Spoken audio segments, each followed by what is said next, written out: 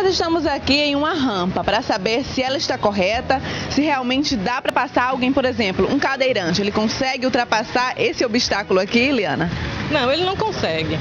Como ele pode vir na sua cadeira de roda e ter acesso a essa porta? A gente precisaria de uma área de patamar equivalente ao mínimo de 1,20 m. Então ele não consegue vencer esse obstáculo. Além do mais, que é visível a gente observar que a inclinação não está correta, que não tem o corrimão de apoio. Alguns cadeirantes é necessário você ter essa guia, certo? Então aqui está realmente sem nenhuma condição do acesso do cadeirante. No início da calçada aqui a gente já observa que tem já essa rampa também, mas essa inclinação, ela está correta? Não. Aparentemente não está, não vou dizer que não está 100% porque eu não fiz o cálculo, mas ela não está e o piso não tem uma demarcação aqui do piso tátil para a pessoa saber que está mudando de nível, no caso da inclinação para essa parte plana. A gente não vê uma continuidade do outro lado da rua para uma pessoa que está vendo, vai atravessar essa rua e vai pegar essa rampa, então não tem essa continuidade e não está adequada a esse desnível. Priscila, existe a cartilha de acessibilidade, é isso? Existe uma cartilha de acessibilidade que foi lançada pelo CREA. Deixa eu pegar aqui que está ela, a cartilhazinha. Está aqui a cartilha de acessibilidade, foi lançada pelo CREA, pelo Ministério. Então, a partir dela tem vários itenzinhos, assim, porque tem a NBR mesmo, que é uma coisa mais ampla, mas para as pessoas que querem ter uma consulta rápida e ver se está tudo ok, tem como ter acesso, porque ela tem muitas coisas explicadas, tipo explicando qual o piso correto que seria utilizado, qual o tipo de demarcação que seria para um orelhão, que não tem que ser você colocar o orelhão, mas tem que ter colocado um piso tátil ao redor para a pessoa ver um exemplo, a pessoa com um problema visual, ela chega lá, não vai ver que tem um orelhão, então ela com o piso, ela tateando, ela vê que a partir dali vai ter uma barreira para ela. Então aqui tem várias coisas práticas, rápidas, para as pessoas que queiram tirar uma consulta, uma dúvida. Então aqui seria uma cartilha prática que o CREA e o Ministério lançaram e tiraram, assim, as dúvidas da gente rápida, quando precisa, eles estão aqui.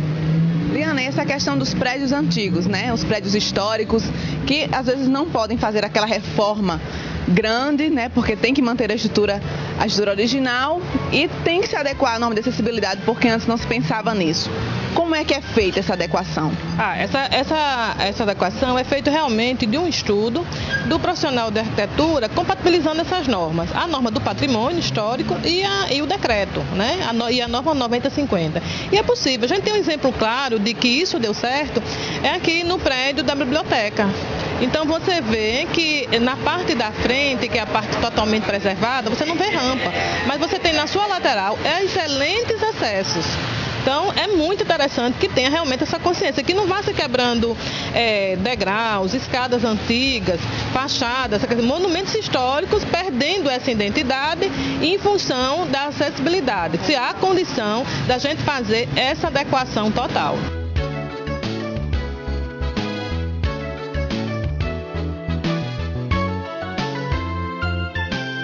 Para mostrar um pouco a Biblioteca Municipal, a gente vai falar justamente, e é um prédio histórico que conseguiu se adequar às normas de acessibilidade. Algo que não é tão comum nos prédios históricos, justamente porque alguns não conseguem eliminar a estrutura antiga, a estrutura original, e esse aqui, no caso, é um exemplo positivo. Positivo. Foi preservado toda a parte histórica, de patrimônio histórico, foi construído esse anexo de uma forma moderna, adequando todas as suas necessidades e tem um acesso. Você tem o elevador, você tem a rampa de acesso, você tem a rampa entre o pavimento e o outro. Então, assim, isso aqui está perfeito.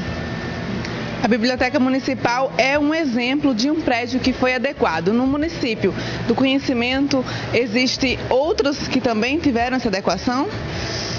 Tem algumas escolas que estão todas todas acessíveis assim e conseguiram colocar todas essas rampas, os elevadores, os tipos de corrimão. Então tem alguns prédios em Mossoró, do município, que conseguiram esse feitio. Mas é um grande desafio, né? Adequar prédios públicos às normas de acessibilidade. Continua sendo um grande desafio. Continua, mas parte realmente do cidadão, né? Do projetista, do arquiteto que está projetando, de ter essa condição de realmente fazer cumprir essas normas. Então o que é possível? Ela está feita aí para a gente cumprir. Então por que não fazer isso? É uma questão de cidadania e imagine que a gente vai dar condições, pelo menos a nível do nosso município, de 17% da população circulando. Então hoje, em poucos acessos é que se vê os cadeirantes, é que se vê os deficientes visuais, então a gente precisa batalhar por isso.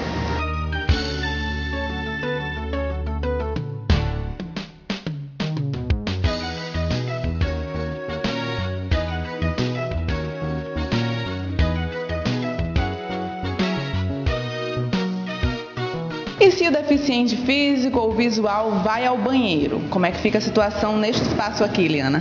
Nesse espaço a gente tem uma série de dificuldades. A porta, ela não está com a alavanca de abertura, certo? Ela não tem o sanitário na altura adequada. A gente precisaria ter o sócolo, que é uma basezinha com em torno de 5 centímetros, que ao total o sanitário tem, com o assento, tem que estar com 46. Ela precisa da área referencial, que seria a área de 80 por 1,20 para o transpasse do cadeirante ao sanitário.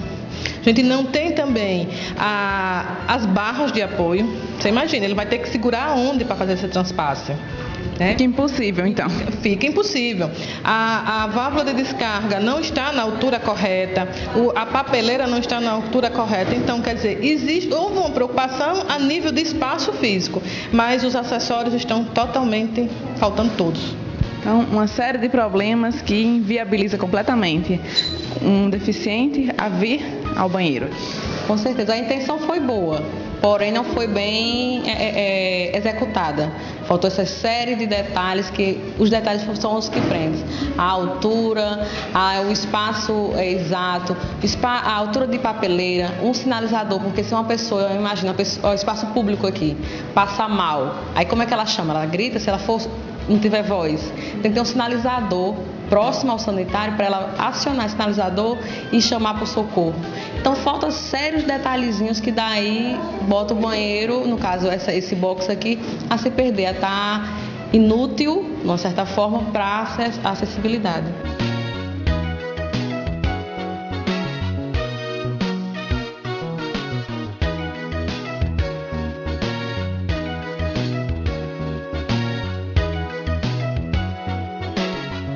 Nós vimos hoje que a acessibilidade é uma questão principalmente de cidadania. Você pode exigir que o prédio esteja adequado a essas normas, porque assim fica tudo mais fácil para você e para a pessoa que tem algum tipo de limitação.